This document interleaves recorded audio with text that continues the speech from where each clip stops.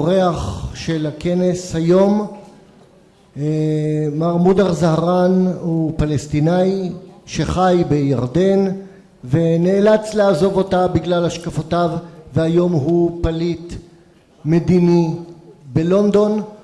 הוא כותב, מרבה לכתוב בעיתונות הישראלית כולל הג'רוזלם פוסט. מר מודר זהרן, בבקשה.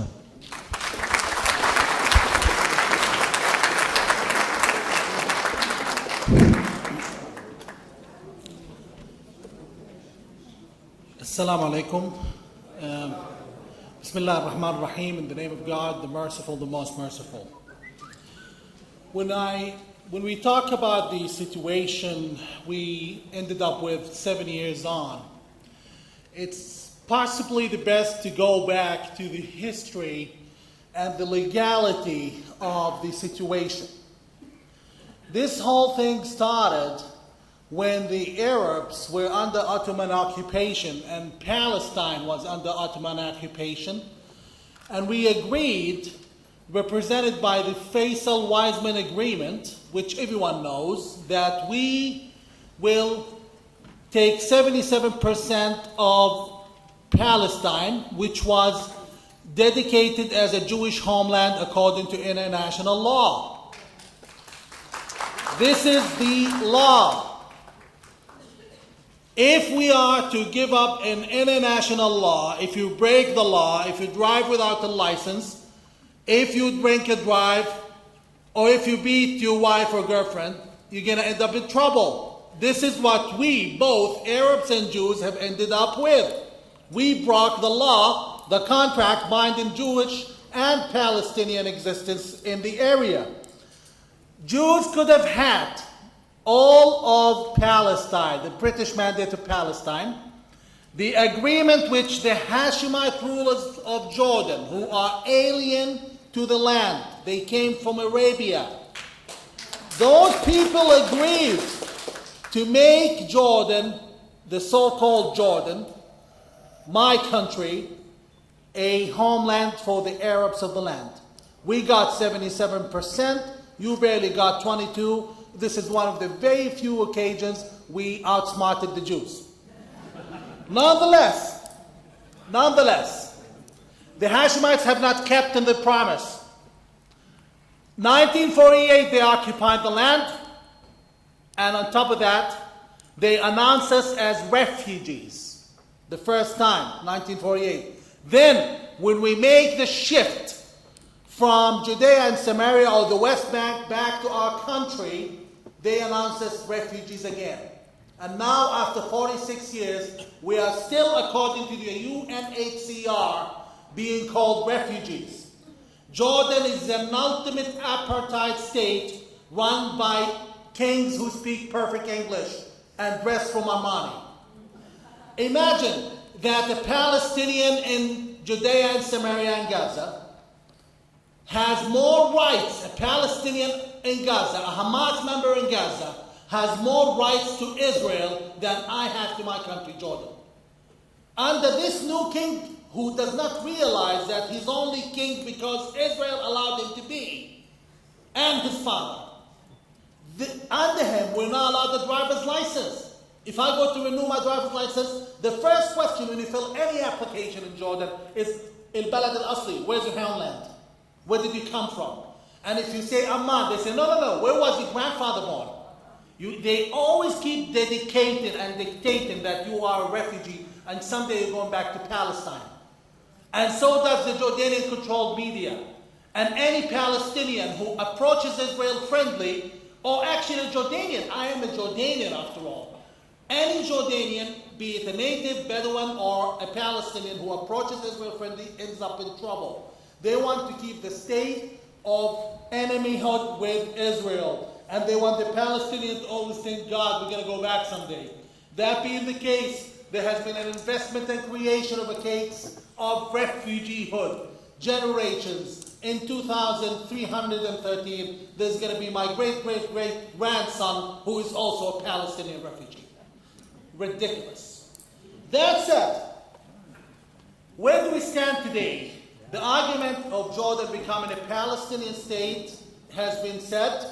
as a Jordanian Palestinian leader, I am here to announce that we will never give up on a single inch of our rights as human beings and the rights of our people. Nonetheless, our rights could be geographically redefined, and they have been for the last 70 years in Jordan. That said, where do we stand now? This is what we need to know. We stand in the following situation. We have Jordan's economy. We have the growth rate that's lower than Somalia. We have an inflation rate that's higher than Tokyo, central London, and countries that are failure states like Ghana and Iraq. How is that? Our king bought his son his sixth private jet, $53 million. I have been associated, thanks to my family's connections with the royal family in Jordan. Those people, and by the way, I have a PhD level in banking. Those people spend up to $1.25 billion a year on travel. And this is recorded in record. They have impoverished the country. They have turned us all, my people in the so-called refugee camps in Jordan, and my people in the Bedouins in the south. At the moment, as we stand, we have reported 65,000 cases of dwarfism of our children because of lack of nutrition. All while our so-called Palestinian queen shows up with opera speaking about poverty in Africa. That said, you need to know that the situation in Jordan is going to change very soon. There has been an old doctrine. Let's see the history. Whenever Israel gives away land to the Palestinian, what comes back? Rockets, suicide bombings, and dead Israeli children. I'm honest. I describe it the way it is. We have no good track record with the Israelis. It's very difficult to convince them that we do want to kill them. Very difficult. It doesn't even add up if I say so. Nonetheless, this prompts the question of, we've given them Gaza and they turned our life into hell. How about if we give them Jordan? What's going to happen? That's the question which the Israeli security agency has the right to ask. Because that's a question your kids wearing uniforms have the right to ask you. Do you want to open Jordan's Hell's Gate on us? The answer is simple. The Palestinians in Jordan are very different from the Palestinians in Judea and Samaria and Israel. There has been an institutionalized fundamentalism and Islamism of my people in this country. It has been aided by all foreign countries, including Western countries, including channels like Al Jazeera, which report strictly on so-called Palestinian cause. That said, why is Jordan different? Jordan is different for many reasons. First of all, Jordan is too poor to go to war with Israel. We've tried at least twice and we couldn't win. All of Israel's peace with all of its neighbors is not built on goodwill. It's built only because the neighbors cannot fight Israel. So there is no way, while we depend on Israel, even in our exports to the United States, through something called the qualified industrial zones, there's no common sense that we would fight them. In addition, we don't have the power to fight them. And on top of that, let's study the trend. People, despite the lack of coverage of the media, have not been reporting on Jordan. Now, we have the Independent, we have Al Jazeera, we have The Guardian, we have many other institutions all reported, and I can give you the evidence that those running the ongoing revolution against the monarchy in Jordan are the seculars, not the Islamists. All of these institutions cannot be wrong. So now, is Jordan's king going to fall? There's a huge trend. I would call them the Hashemite cheerleaders in Israel and within the Israel lobby in the United States. They keep saying, no, the king is just fine. The king is just good. And as an Arab, I'm afraid we have taught the Jews a couple of our traits of denying the facts. The king don't believe us, believe him. The king said to Senator Lindsey Graham, and it was said in a congressional hearing a few weeks ago, I don't think I'm going to be in power in a year from now. The king said the same thing to U.S. Chief of Staff General Dempsey. The king said the same thing to Israeli-American journalist Jeffrey Goldberg. He told him, 2010, I thought about stepping down. I know the palace. I'm well connected to it, used to be. I know the king won't stick around for too long. When the king falls,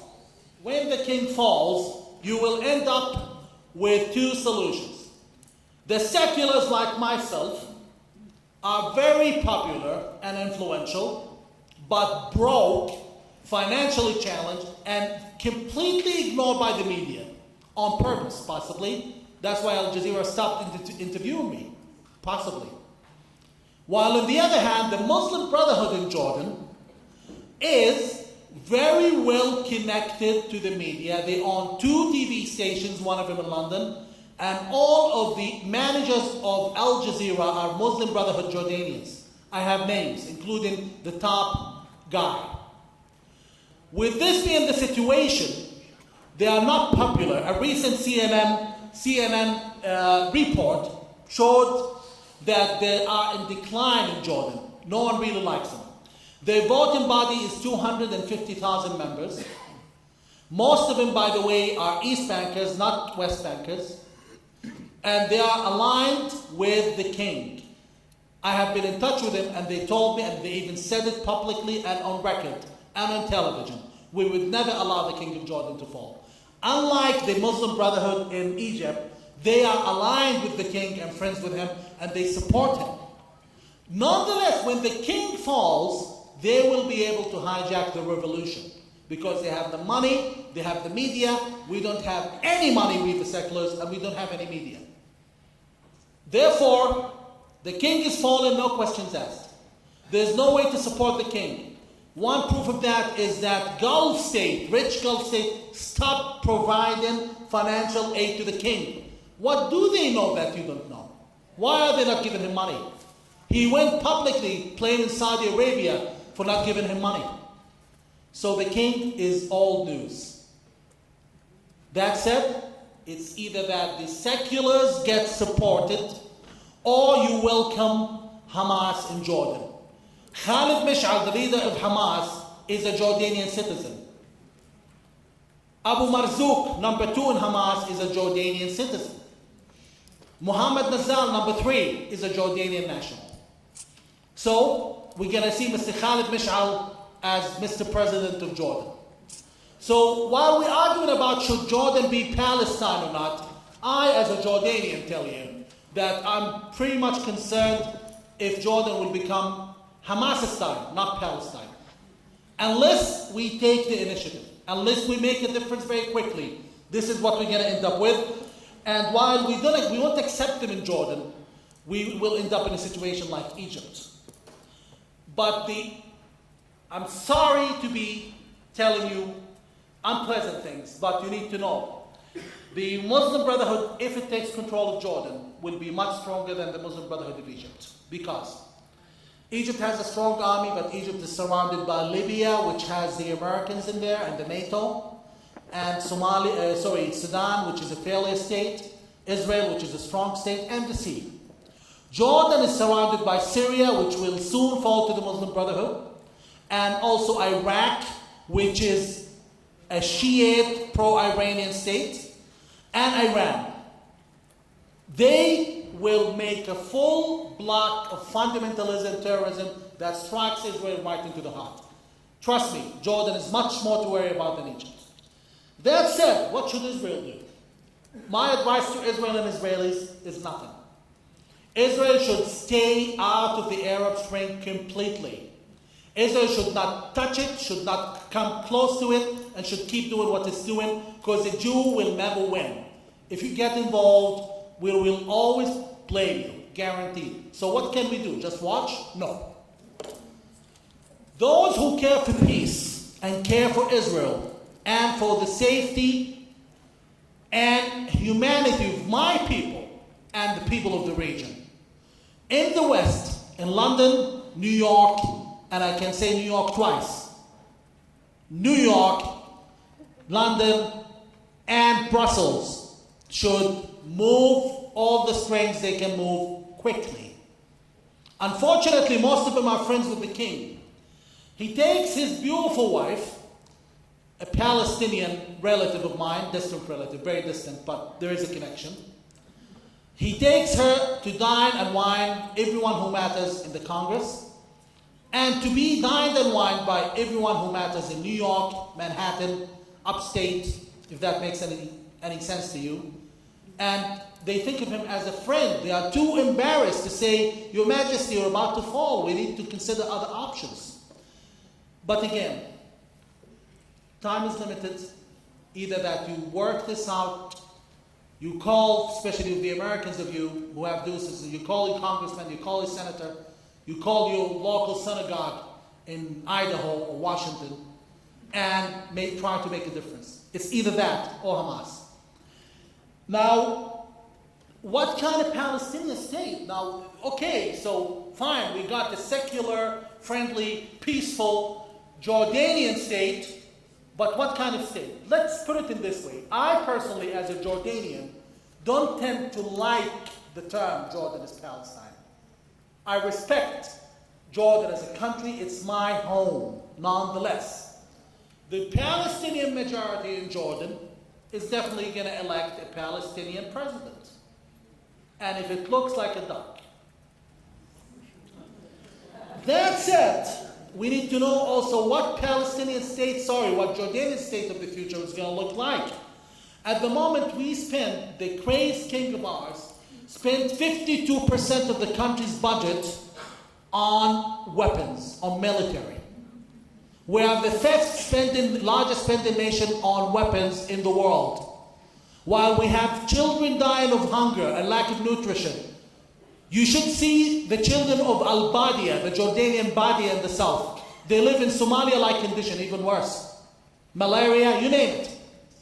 And all that while he's spending money on state-of-the-art F-16s, state-of-the-art Challenger tanks, for nothing.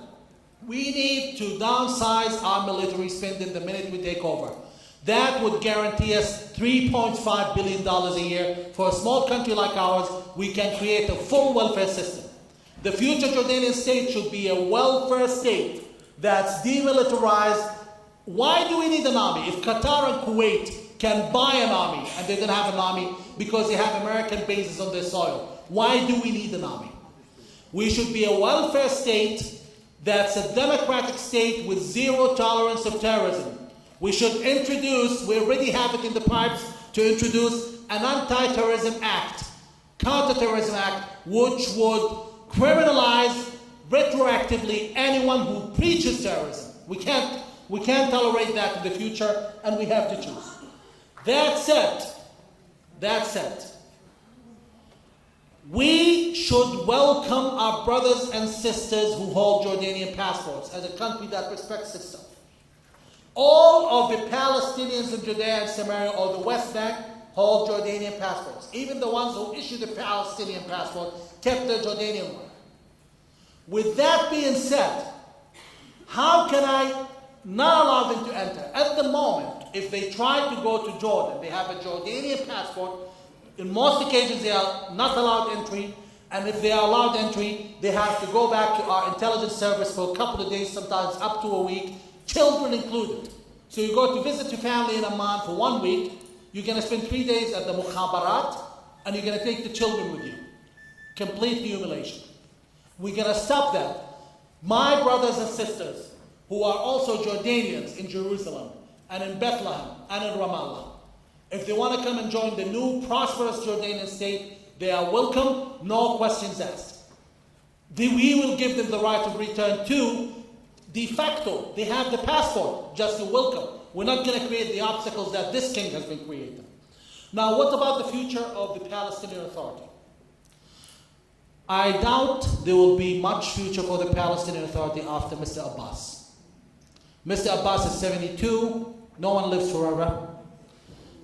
And I doubt there will be anyone who is able to hold the strings after Mr. Abbas leaves. That said, I think we will end up with what's called the Mardechai Kedar concept, the city-states of Palestine. City-states of Palestine, let's be honest, Israel does not want Ramallah.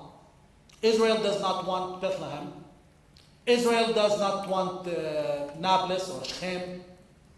Israel wants Judea and Samaria without the Palestinian concentration areas.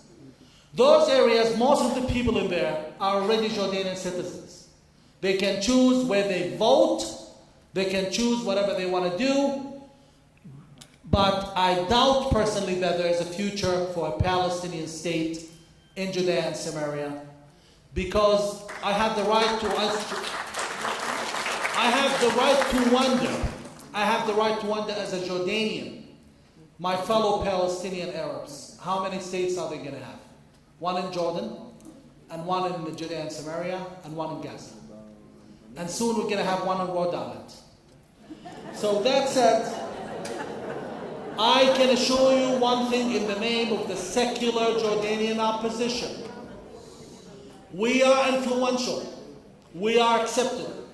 We are well listened to.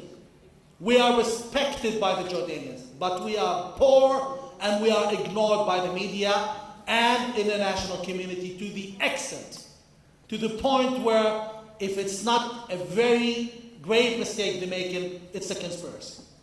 That said, I can assure you if we ever make it to power, we will always be committed to our peace and friendship with Israel, and we will always not dare deny Israel the right to exist in its Jewish state on its soil.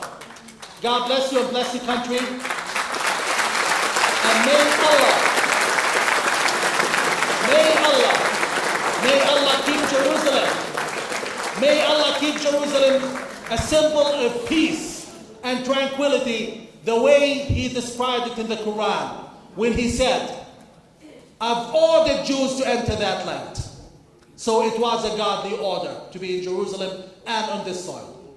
And He also said, in my Quran, which I believe in, by the end of time, I'm going to round up all Jews and bring them back to the Holy Land.